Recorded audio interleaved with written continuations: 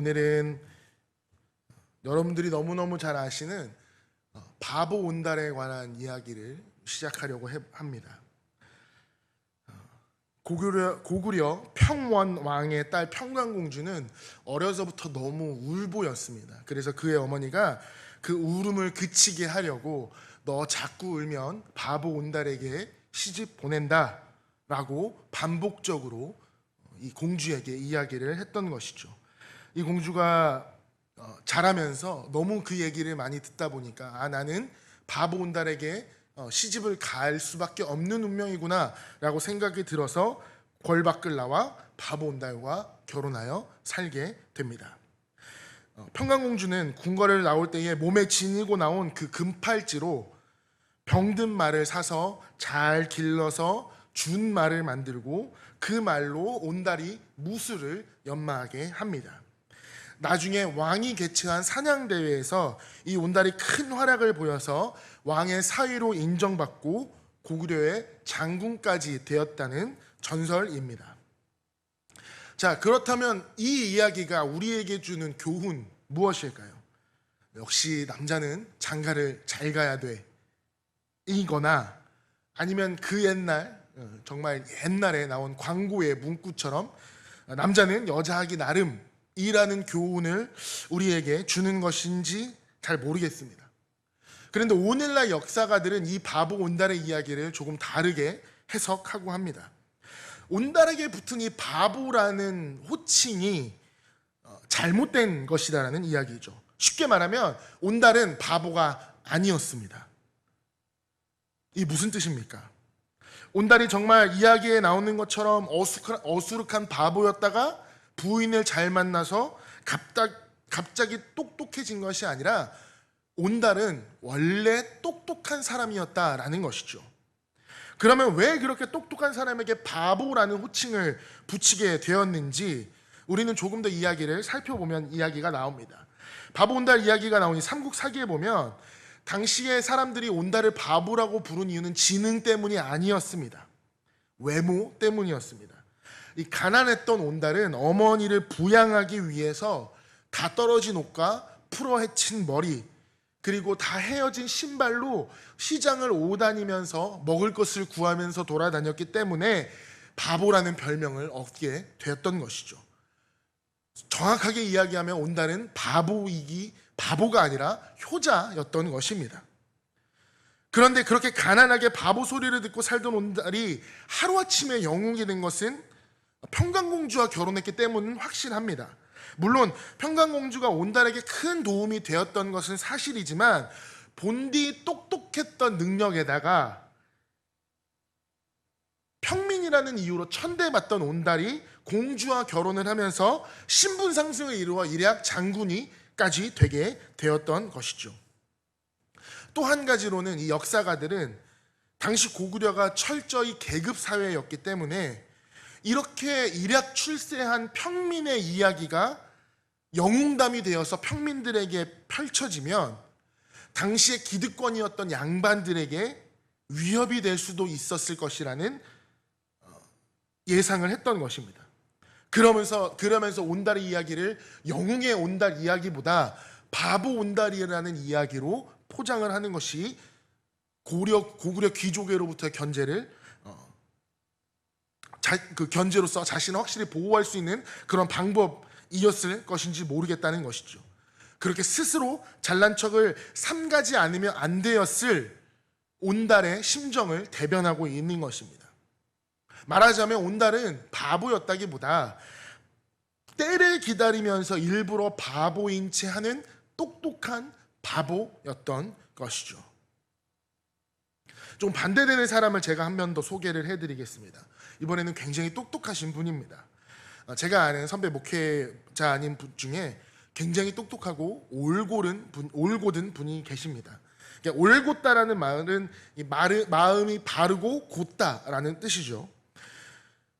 우리의 성품이나 품성이 올곧은 것은 정말 중요합니다. 아무 때나 휩쓸리지 않고 이익이나 손해에 약삭빠르지 않고 늘 중심을 지키면서 꼿꼿이 살아가는 것이 얼마나 중요하고 또 우리에게 필요한 모습이기 때문입니다. 우리 주변에도 보면 이렇게 올곧고 꼿꼿하신 분들이 계시고 되게 이런 분들이 칭찬을 받고 존경을 받죠. 이 선배님도 굉장히 이런 똑똑한 분이셨습니다. 다 알아줄 정도로 실력이 뛰어났고 공부도 잘했고 명문대학도 나오시고 유학도 갔다 오시고 누구보다도 뛰어난 실력으로 이제 앞장서 왔던 분입니다. 그런데 그분이 사역하시는 교회에 분란이 생기고 교회가 너무나 어려워졌다라는 이야기를 들었습니다. 저는 처음에 이해가 되지 않았습니다. 왜 그런 일이 생길까? 실력이나 뭐 인품이나 전혀 나무랄 데 없는 분이신데 왜 어려움이 생겼을까 하는 의문이 들었습니다. 나중에 이런저런 소식을 돌아 듣게 되다 보니까 이유는 이거였습니다. 너무 똑똑하고 너무 올곧았기 때문이다 라는 것이었습니다. 너무 똑똑하고 너무 올곧다 보니까 자신의 입장을 너무 고수하셨던 것 같습니다. 너무 자신의 생각을 신뢰했던 것이죠. 내가 결정하는 것이 늘 옳은 것입니다. 내가 생각하고 판단하는 것이 한 번도 틀린 적이 없었습니다. 도무지 타협이라는 것을 몰랐던 것 같습니다. 유연성이 부족하고 그렇기 때문에 다른 사람을 잘 품어주지 못하셨던 것 같습니다. 그래서 유연한 나무가 잘 휘지만 부러지지 않고 단단한 나무가 힘을 주면 부러지는 것처럼 때로는 주변과 너무 어울리지 못하고 그냥 부러져 버리는 때가 있다라는 것입니다. 제가 두 가지의 종류의 사람을 소개를 해드렸습니다. 한쪽 편은 온달형, 온달 스타일의 똑똑한 바보입니다. 겉으로 볼 때는 조금 모자라고 어수룩해 보이지만 그래서 때로는 남들에게 바보라는 소리를 듣기도 하지만 실은 속이 꽉 찬 사람입니다. 또 한편 또 한 스타일은 자타가 공인하는 똑똑이입니다. 누가 봐도 똑똑합니다. 실력도 능력도 너무너무 출중하죠. 성품도 올곧습니다. 그런데 자꾸 남들과 부딪히고 갈등을 겪습니다. 자, 이렇게 두 가지의 종류의 사람이 있다면 우리 크리스찬들은, 우리 믿는 사람들은 이 세상 가운데 과연 이 둘 중에 어느 모습을 더 본받아서 하나님의 뜻에 합당하게 살 수 있을런지,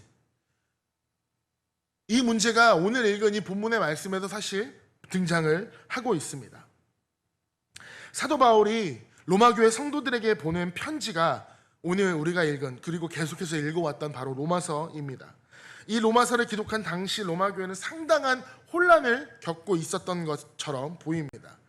오늘날 이 한국 교회가 수많은 이단들과 정말로 진리가 무엇인지를 잘 알지도 못하면서 그것이 진리라고 이야기하는 사람들 때문에 큰 혼란을 겪는 것처럼 당시 로마 교회도 이 거짓 교사들이 등장을 해서 교회를 혼란에 빠뜨렸던 것입니다.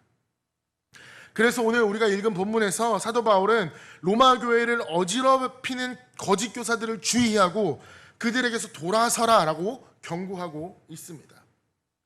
그렇다면 이 거짓 교사들은 과연 누구들입니까? 많은 학자들의 의견이 있지만 영지주의라고 부르는 초대교회의 대표적인 이단, 대개는 율법주의자들, 예수 그리스도를 믿으면서도 여전히 유대교 율법을 가르쳐야 된다고 주장하는 사람들이라고 대부분 이야기를 하고 있습니다. 아무튼 사도 바울이 가르친 복음과는 다른 복음을, 다른 가르침을 사람들에게 전파하면서 로마 교회 성도들을 현혹하고 교회를 혼란에 빠뜨리는 사람들임은 분명하다는 것입니다.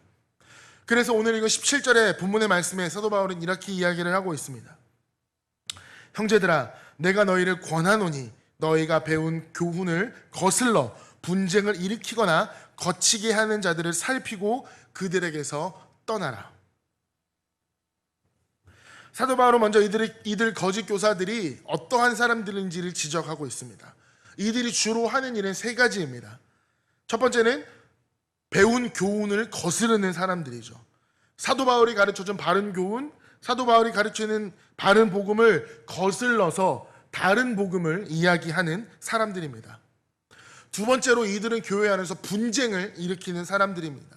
여기서 분쟁이라는 낱말은 이렇게 어원을 보면 쪼개진 틈, 분열을 뜻하고 있습니다. 그 로마 교회 안에 작을 수 있지만 심각한 분열을 일으키는 사람들이라는 것이죠. 그리고 세 번째로 이들은 거치게 한다라고 이야기를 하고 있습니다. 이 거치게라는 말은 헬라어로 스칸달론입니다. 스칸달론. 지금 우리가 머릿속에 떠오르는 어떠한 영단어와 되게 비슷하지 않습니까? 덫, 함정, 길에 놓아 넘어지게 하는 걸림돌입니다. 바로 여기서 나온 단어가 바로 영어의 스캔들입니다. 연예인들이나 셀럽들이 그 앞에 스캔들이 나면 걸림돌이 되죠. 더 이상 앞으로 나아가는데 굉장히 어려운 상황에 처하게 됩니다. 그 스캔들이란 말이 바로 여기서 나온 것입니다.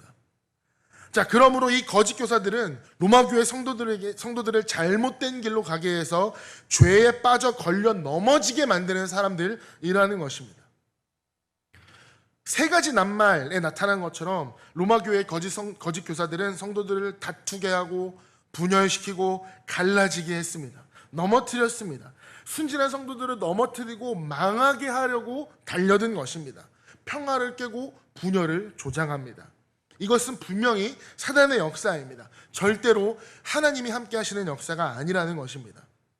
그래서 21절에 평강의 하나님께서 속히 사단을 너희 발 아래에 상하게 하시리라. 하나님은 평강의 하나님이십니다. 그러므로 하나님을 따르는 사람은 반드시 평강을 이루어야 합니다. 반면 사단은 이간질, 헐뜯는 자로서 이 평강을 깨는 존재죠. 그러므로 겉으로는 하나님을 찾고 교회 일을 하는 것처럼 보이지만 그에 따른 열매가 평강이 아니라 분열, 다툼, 그런 것들이면 그것은 반드시 사단이 역사했음을 우리는 알 수 있습니다. 그래서 사도 바울은 우리가 하나님이 아닌 사단을 따르는 자가 되지 않으려면 단호하게 그들을 버리고 돌아서야 된다라고 권했던 것입니다. 여기서 권했다라는 이야기는 단순히 권면하거나 권고하는 의미가 아닙니다. 강력한 경고입니다. 이런 거짓 교사들이 그들을 대할 때 어떻게 해야 하나? 다시 말해서 오늘날 우리가 살아가고 잘 믿고 있는 성도들 앞에 이단이나 그에 비슷한 것들이 우리에게 나타났을 때 우리가 해야 할 행동이기도 한다라는 것입니다. 첫 번째로는 잘 살펴야 합니다. 여기서 살핀다는 말은 눈을 크게 똑바로 뜨라는 어원의 말입니다. 이렇게 눈을 크게 똑바로 뜨고 두 번째로는 그들에게서 떠나야 됩니다. 여기서 떠난다는 말은 단번에 돌아선다는 말입니다. 이렇게 잘못된 교훈을 가르치는 자들을 만나면 절대 현혹되지 말고 눈을 크고 동그랗게 뜨고 똑바로 살펴서 절대 현혹되거나 흔들리지 않고 단번에 그들에게서 돌아서야 된다라는 것입니다. 사실 그들이 하는 말이 얼마나 그럴싸합니까? 겉보기에는 그럴싸하고 겉으로 하는 말은 정말 말이 되는 것 같고 그게 맞는 것 같고 너무너무 번지르르 합니다. 하지만 우리가 영적인 눈을 크게 똑바로 뜨고 보면 그들의 가르침이 얼마나 잘못된 것인지는 단번에 알 수가 있습니다. 그렇기 때문에 우리는 주저하지 말고 단호하게 그들에게서 돌아서야 된다는 것입니다. 사랑하는 여러분, 이렇게 말처럼 쉬우면 뭐가 문제겠습니까? 그렇게만 된다면 사실 이단의 유혹에 빠지는 사람들이 있겠습니까? 결코 쉽지 않다라는 것이죠. 왜 쉽지 않습니까? 생각보다 그들이 너무너무 똑똑하기 때문입니다. 로마 교회의 거짓 교사들은 정말로 수많은 지식을 가지고 있고 한마디로 정말 똑똑한 사람들이었습니다. 또 그 사람들이 똑똑해서 아는 것만 많을 뿐만 아니라 말도 너무너무 잘합니다. 18절에 뒷부분에 나오는 것처럼 온갖 교활한 말과 아첨 많은 말로 순진한 사람들을 미혹합니다. 그래서 그들의 말을 듣고 있다 보면 어느새 나도 모르게 거기서 빠지게 되어 그들의 잘못된 지식과 달변에 속아서 넘어간 믿는 사람들이 많았던 것입니다. 오늘날 이단들도 마찬가지죠. 성경을 얼마나 잘 아는지 모릅니다. 그리고 말은 또 얼마나 잘합니까? 그래서 이게 아닌데 라고 싶으면서도 자칫하면 그들의 교직 교훈에 넘어가기 쉬운 것입니다. 이런 말 하기는 좀 그렇지만 신천지라는 이단에 빠진 사람들 중에 서울대 혹은 그 이상의 공부를 한 사람들도, 소위 말해서 좀 배웠다는 사람들, 똑똑하다는 사람들까지도 이렇게 거짓 교사에 빠지는 일이 많은 것입니다. 그러니 여러분, 똑똑하다는 것이 얼마나 사실 헛된 것입니까? 지식을 자랑하는 일이 얼마나 부질없는 짓입니까? 하나를 배워도 하나도 제대로 모르고, 하나를 배우더라도 그 하나를 가지고 올바르게 사는 것이 중요하지, 남들이 모르는 것 다 알고 있다고, 더 많은 것을 배웠다고 해서, 학력이 높다고 해서 올바르게 사는 것은 아니라는 것입니다. 똑똑하다는 것만 따지면 정말 이단만큼 똑똑한 사람들도 없는 것 같습니다. 말 잘하는 걸로 따지면 그 사람들처럼 말 잘하는 사람도 없죠. 다만 그 지식이, 그 똑똑함이, 그 달변이 바른 길로 가지 않고 잘못된 길로 가고, 또 자신만 망치는 것이 아니라 그것으로 인하여 남도 망치고 이 땅에 제대로 된 하나님의 교회를 무너뜨리고 분열시키고 성도들을 이간질하고 그런 데에 사용된다는 것이 문제가 되는 것입니다. 우리 18절을 한번 같이 읽어볼까요? 우리 결정적인 특징이 하나 나옵니다. 이 같은 자들은 우리 주 그리스도를 섬기지 아니하고 다만 자기들의 배만 섬기나니. 거짓 교사들의 특징이 무엇입니까? 말로는 하나님을 찾고 겉으로는 예수님을 섬기는 것처럼 보이지만 실은 예수님이 아니라 자신들의 배만, 자신들의 만족만 섬기는 자들입니다. 즉 그들에게 있어서 복음이라는 것은 자기 배를 채우기 위한 구실에 지나지 않다라는 것이죠. 실상은 자기 만족을 추구하고 자기 이익에 약삭빠른 사람들이라는 뜻입니다. 아마 너무 똑똑해서 계산이 빡빡빡 되고 계산이 너무 빨라서 그렇게 되는 것 같습니다. 꼭 굳이 이단이나 거짓 교사들 뿐만 아니라 우리 주변에도 그런 사람들이 있죠. 겉으로는 교회 잘 다니고 신앙생활 잘하는 것처럼 보이지만 사실 그 예배를 누구 때문에 나가느냐? 자기 자신 때문에 나가는 거죠. 예수님이 아니라 내 마음의 평안과 내 마음의 만족과 내 배를, 내 이익을 찾기 위해서 출석하는 사람들이 있다라는 것입니다. 똑똑하니까 계산을 해보는 거죠. 내가 종교라는 것을 하나 갖고 있는 것이 나에게 절대 손해되는 것이 아니구나. 그래서 늘 이득되는 일만 하는 사람들입니다. 그들이 이단과 혹은 거짓 교사들과 다르다라고 이야기할 수는 없는 문제입니다. 자, 그렇다면 이제 남은 문제는 이것입니다. 이렇게 말 잘하고 똑똑하고 달변가인 거짓 교사들, 이런 이단들은 어떻게 우리가 물리칠 것인가? 나아가 우리도 그들처럼 예수님이 아니라 내 배만, 내 이익만 주인으로 삼지 않으려면 어떻게 해야 할 것인가? 우리가 정말 예수님을 나의 구주로, 나의 주인으로 삼고 바른 신앙을 가지려면 어떻게 해야 하나? 우리 사도 바울은 19절에서 아주 분명한 답을 가지고 있습니다. 19절 함께 읽도록 하겠습니다. 너희의 순정함이 모든 사람에게 들리는지라. 그러므로 내가 너희로 말미암아 기뻐하노니 너희가 선한데 지혜롭고 악한데 미련하기를 원하노라. 아멘. 사도 바울은 일단 로마교회 성도들이 순종을 잘하는 성도들이라고 칭찬하고 있습니다. 일단 하나님의 말씀에 잘 순종하고 지도자들에게 잘 순종하는 성도들은 복을 받는 건 사실입니다. 그리고 순종을 통해서 어떠한 유혹도 이겨낼 수 있습니다. 그래서 사도 바울은 이렇게 순종 잘하는 로마교회 성도들에게 권면하는 것이죠. 너희처럼 순종 잘하는 성도들은 이렇게만 하면 거짓 교사들을 충분히 이겨낼 수 있다. 그게 뭐냐면 선한 데서는 지혜롭고 악한 데서는 미련한 사람이 되면 된다.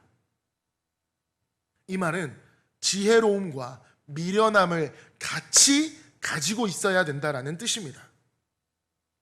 무조건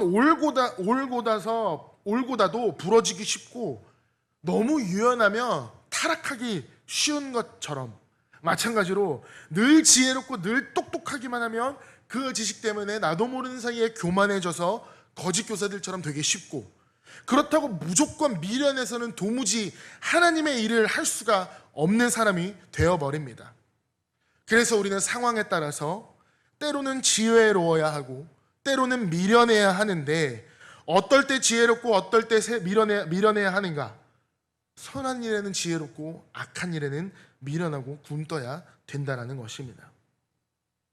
선한 일이 있다면 아주 판단력이 빠르고 빨리 반응해야 하지만, 악한 일을 보게 된다면 미련하고 굼떠서 천천히 느려져야 한다는 뜻입니다. 여기서 미련하라라고 번역된 헬라어는 뱀같이 지혜롭고 비둘기같이 순결하라고 할 때 이 순결하다라는 말과 같은 낱말입니다. 오염되지 않은 순수함 자체를 가지고 있다라는 뜻이죠.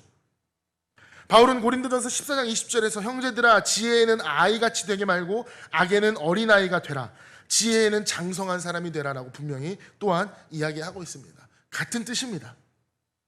쉽게 표현하겠습니다. 손해 좀 보고 살자입니다. 희생 좀 당하고 살아도 된다라는 것이죠. 여러분, 몰라서 당하는 것과 알면서도 일부러 당해주는 것은 천지 차이입니다. 정말 다른 거예요. 몰라서 당하는 것이 아니라 다 알지만, 내가 좀 손해 보는 것 알지만 일부러 미련해지자라는 이야기입니다. 그러면 우리는 변화될 수 있습니다. 세상도 변화시킬 수 있습니다. 그 누구도 손해 보려고 하지 않는 이 세상에서 바꿀 수 있는 이 세상을 바꿀 수 있는 그 방법, 좀 바보가 되고 좀 손해 좀 보고 그렇게 사는 것입니다. 과연 이 일을 정말 누가 할 수 있겠습니까? 우리 그리스도인들이 아니면 아무도 이 일을 할 사람이 없습니다. 그래서 예수님께서도 분명히 이야기를 하십니다. 누구든지 내 오른뺨을 치거든 왼편도 돌려대며, 너를 고발하여 속옷을 가지고자 하는 사람에게 겉옷까지 가지게 하며, 또 누구든지 억지로 오리를 가게 하거든 어떻게 해요? 그 사람과 심리를 동행하라. 이게 무슨 뜻이에요? 바보 되라는 뜻이에요. 이 말씀 바로 앞에 눈은 눈으로 이는 입으로 갚으라 하는 것을 너희가 들었느냐라는 말이 나옵니다. 말씀이 나옵니다. 이것은 세상의 이치죠. 정신 똑바로 차려서 절대 손해 안 보고, 누가 나한테 손해 보거나 해를 입히면 똑같이, 아니 몇 배 더 갚아주라 라는 것입니다. 세상은요. 하지만 예수님께서는 전혀 다른 기준을 이야기를 하고 계십니다. 스스로 바보가 좀 되라 라는 것입니다. 그들이 요구하는 것보다 더 많이 주고 더 크게 손해보라는 것입니다.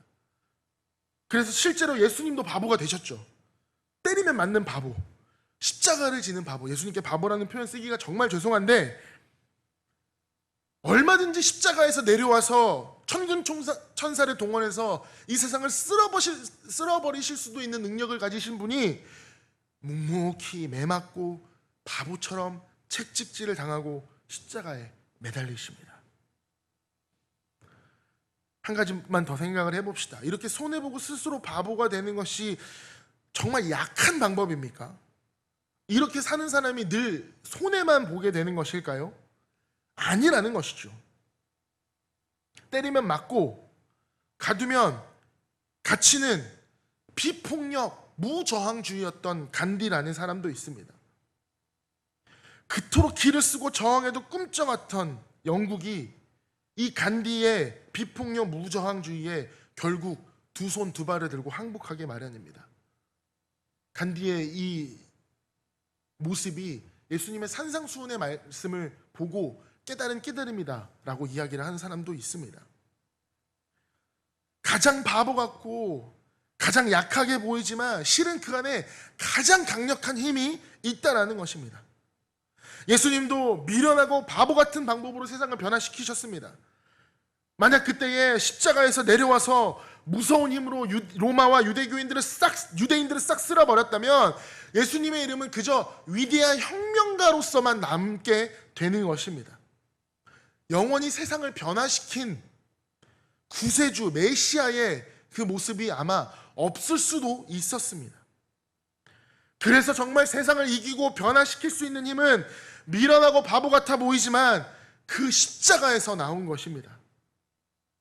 그래서 사도 바울도 고린도서 1장에서 이 미련한 십자가에서 하나님의 능력이 나타났다라고 이야기를 하고 있는 것입니다.